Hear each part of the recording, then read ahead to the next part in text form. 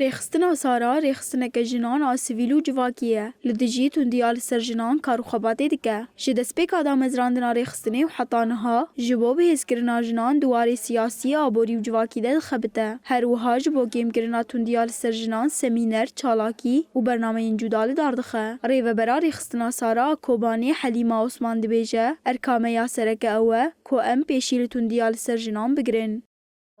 جن جخارة أساس قرد دقو جن آمية ملكي مية أم ليخن أم بكو جن أم بقوتين زاروكي ويش داسوي بقرن ما في جن تشتاكتني پشتی شورش روز آوا جن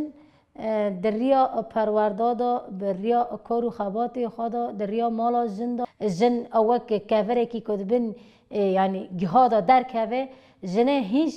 يعني حق خاناس کرد و ام پرانی يعني ام وک سازی جن وک ریخستنا سارا ام پسکریکو چاره سر دکن.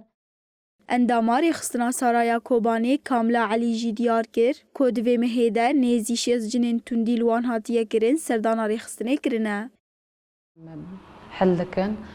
چاره سری که سر دبینن جی حالاتی هانی و امکانن هجماری هانی امکانش بر ببیجن گیشتی ریسک شست حالی با تقریبا هانی تینا بیریم هنک جی هنن نوبری خوشکو برنجی هنک هنن ما بین ظلام و هفجینی خانن هنک جی هنن ما بین خاصی و بوکینن ام دارن و داره اگر اولی تلفنی دا اگر اونا جتینا بدر که رخصتنا سارا بدر که مرکز جمع ام چاری سری Rêxistina Sara yekê tîrmeha 2013 li Qamişlo hate damezrandin û peyamên navnetewey û medyaya cîhanî ya ji bo têkoşîna li dijî tundiya li ser jinan wekî referansa xwe digire dest.